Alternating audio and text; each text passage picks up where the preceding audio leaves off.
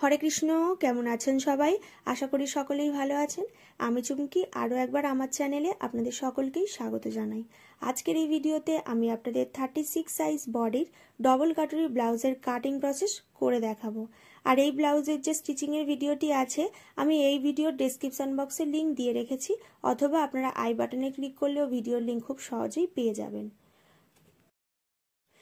তো আজকের এই ব্লাউজটা আমি আপনাদের সূত্রের সাহায্যে দেখিয়ে দেব, যাতে আপনারা যে কোনো সাইজের জন্যই কিন্তু এই ধরনের ডবল কাটুরি ব্লাউজগুলি খুব সহজেই কাটিং করে নিতে পারবেন।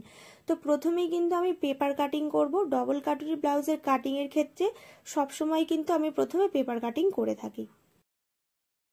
আজকে এই একটা পেপার থেকেই কিন্তু আমি ফ্রন্ট পার্ট এবং ব্যাক পার্ট দুটোই কাটিং করে দেখাবো, শুধুমাত্র এই একটা পেপার থেকেই। তো প্রথমে আমি ফ্রন্ট পার্টে যেহেতু হুক পট্টি করব, সেই কারণে আমি হাফ ইঞ্চি এখান থেকে এক্সট্রা রাখছি শুধুমাত্র হুক পট্টির জন্য, এটা কিন্তু ব্যাক পার্টের জন্য না। এই হাফ ইঞ্চি বাদ দিয়ে এরপর থেকে কিন্তু সমস্ত মাপগুলো নেওয়া স্টার্ট করব।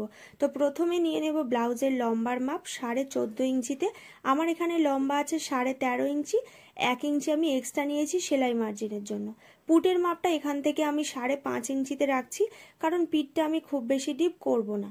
পিঠের ডিপ অনুযায়ী কিন্তু সবসময় পুটের মাপ নেওয়া হয়, এটা কিন্তু খেয়াল রাখতে হবে। এরপর এখান থেকে 6 ইঞ্চিতে আর্মহোলের জন্য দাগ দিয়ে দিচ্ছি। এরপরে আমি নিয়ে নেব ছাতির 4 ভাগ। ছাতি আছে 36, তার 4 ভাগ হচ্ছে 9। প্রথমে 9 ইঞ্চিতে এখান থেকে দাগ দেব। এরপর সেলাই মার্জিনের জন্য আরো 2 ইঞ্চি এক্সট্রা নিতে হবে। 1 ইঞ্চি ওপর থেকে আর্মহোলের শেপটা দিয়ে দেব।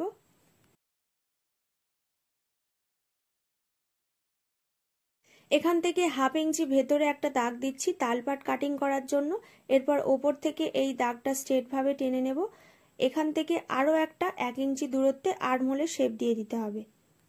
বাইরের যে আর্মহোলের শেপটা আছে এটা ব্যাক পার্টের জন্য, এবং ভেতরের যে দাগটা দিলাম এটা ফ্রন্ট পার্টের জন্য। কোমর আছে 32, তার 4 ভাগ হচ্ছে 8, তার সঙ্গে 2 ইঞ্চি এক্সট্রা। যেহেতু এখানে ব্যাক পার্টও কাটিং করছি, সেই কারণে ব্যাক পার্টের জন্য আরো 1 ইঞ্চি এক্সট্রা রাখছি শুধুমাত্র টেকিং দেওয়ার জন্য।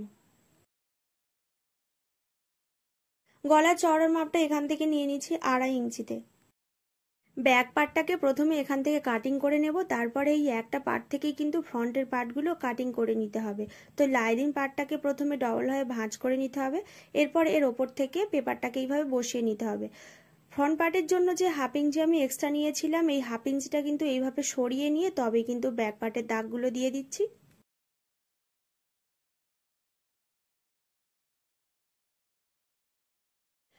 গলার চওড়ার মাপটা রাখছি 2.5 ইঞ্চিতে, লম্বার মাপটা এখান থেকে আমি 9 ইঞ্চিতে রাখছি। আপনারা চাইলে নিচের সাইড থেকেও কিন্তু লম্বার মাপটা রাখতে পারেন। এখানে আমি চৌকো শেপ কাটিং করব, সেই কারণে ওপরে 2.5 ইঞ্চিতে দাগ দিয়েছিলাম, এখানেও 2.5 ইঞ্চিতে দাগ দিয়ে এই দাগটা এইভাবে মিলিয়ে নিতে হবে।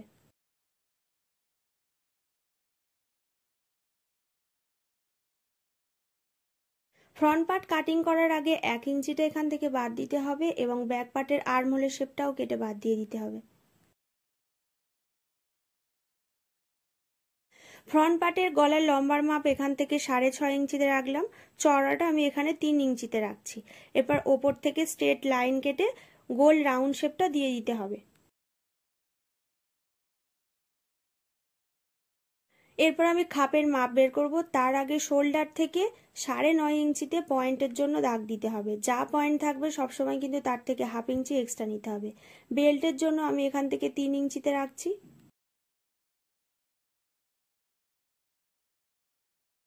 এই 3 ইঞ্চি দাগটা এইভাবে স্ট্রেট ভাবে লাইন কেটে মিলিয়ে নিলাম। বেল্টের কাছে কিন্তু এখানে হাফ ইঞ্চি ওপরে একটা শেপ দিয়ে দিতে হবে। আপনারা এটা কম বেশি সকলেই জানেন। 34 সাইজ বডি অনুযায়ী খাপের মাপটা এখান থেকে নিয়ে নিচ্ছি 6.25 ইঞ্চি। পয়েন্টের ওপর থেকেও 6.25 ইঞ্চিতে দাগ দেব। আর্মহোলের কাছ থেকে 2.5 ইঞ্চিতে একটা দাগ দিতে হবে, এবং গলার কাছ থেকে 1 ইঞ্চি ওপরে এখান থেকে একটা দাগ দিতে হবে। এই 4টে পয়েন্ট রাউন্ড শেপ দিয়ে মিলিয়ে নিতে হবে। খাপটাকে দুটো কাটুরিতে ভাগ করতে হবে, তার জন্য এখান থেকে 3.25 ইঞ্চি ওপরে একটা দাগ দিতে হবে, উল্টো সাইডেও 3.25 ইঞ্চিতে দাগ দিতে হবে। এরপর যেখানে পয়েন্টে দাগ দিয়েছিলাম এবং দুই সাইডে যে 3 ইঞ্চিতে দাগ দিয়েছি, এই 3টে দাগ এইভাবে রাউন্ড শেপ দিয়ে মিলিয়ে নিতে হবে।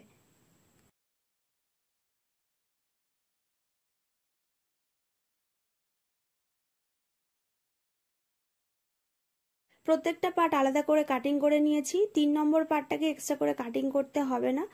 4 নম্বরে যে বেল্টের পার্ট আছে, এই বেল্টের পার্টটাকে কিন্তু 1 ইঞ্চি বাড়িয়ে নিয়ে কাটিং করতে হবে সেলাইয়ের জন্য। তো আরও একটা পেপারে এই বেল্টের পার্টটা এইভাবে বসিয়ে নিচ্ছি। 2 সাইড থেকে 1/2 ইঞ্চি করে আমি বাড়িয়ে নিচ্ছি।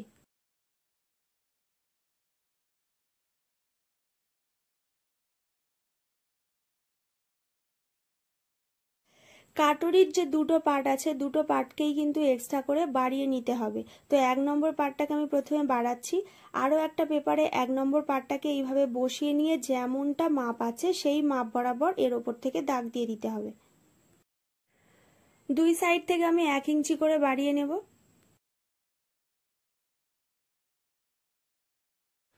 এরপরে ঠিক এই জায়গা থেকে 2 সুতের মতো বাড়িয়ে এই দুটো দাগ এইভাবে মিলিয়ে নিতে হবে।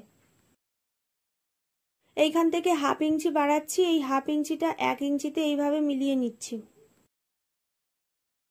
নিচের সাইডে 1 ইঞ্চি করে বাড়িয়ে এইভাবে 1 ইঞ্চিটা পুরোটা রাউন্ড শেপ দিয়ে বাড়িয়ে নিতে হবে।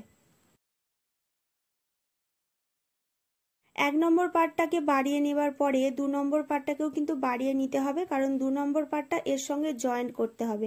তো 2 নম্বর পার্টটা দেখুন এর থেকে ছোট আছে। 2 নম্বর পার্টটা বাড়িয়ে নেওয়ার জন্য এইভাবে টেপটাকে ঘুরিয়ে ঘুরিয়ে আমি রাউন্ডের মাপটা নিয়ে নিলাম। আমার এখানে রাউন্ডের মাপ হয়েছে 8 ইঞ্চি। আরও একটা পেপারে 8 ইঞ্চি লম্বা দাগ দিলাম। চওড়ার মাপটা এখানে আমি রেখেছিলাম 3.25, তার সঙ্গে 1 ইঞ্চি সেলাই মার্জিনের জন্য বাড়িয়ে 4.25 ইঞ্চিতে 2 সাইডে দাগ দেব, দিয়ে এই দুটো দাগ মিলিয়ে নেব। এরপর এই যে 8 ইঞ্চি আছে, এই 8 ইঞ্চির মিডিল পয়েন্ট বের করতে হবে। 8 ইঞ্চির মিডিল পয়েন্টে একটা দাগ দিয়ে এই সাইডে 1/2 ইঞ্চি ডাউন করছি, এই দিকেও 1/2 ইঞ্চি ডাউন করছি, এখান থেকে 1/2 ইঞ্চি ডাউন করে নিচ্ছি। হাতার পাট কাটিং করার জন্য লাইনিং কাপড়টাকে এইভাবে ডবল করে ফোল্ড করে নিতে হবে। যা লম্বার মাপ থাকবে তার থেকে 1 ইঞ্চি অবশ্যই সেলাই মার্জিনের জন্য বাড়িয়ে নিতে হবে। আরও একবার মিডিল থেকে এইভাবে কাপড়টাকে ভাঁজ করে নিতে হবে। যা লম্বার মাপ নিয়েছিলাম তার থেকে ঠিক 3 ইঞ্চি দূরত্বে এখানে একটা দাগ দিচ্ছি। এখান থেকে নেব ছাতির 6 ভাগ, তার সঙ্গে 1 ইঞ্চি এক্সট্রা। ছাতি আছে 36, তার 6 ভাগ হচ্ছে 6, তার সঙ্গে 1 ইঞ্চি এক্সট্রা নিলে হচ্ছে 7। তার সঙ্গে সেলাই মার্জিনের জন্য আরও 1.5 ইঞ্চি এক্সট্রা। মুহুরি যা থাকবে তার হাফ এবং তার সঙ্গে আরও 1.5 ইঞ্চি এক্সট্রা সেলাই মার্জিন।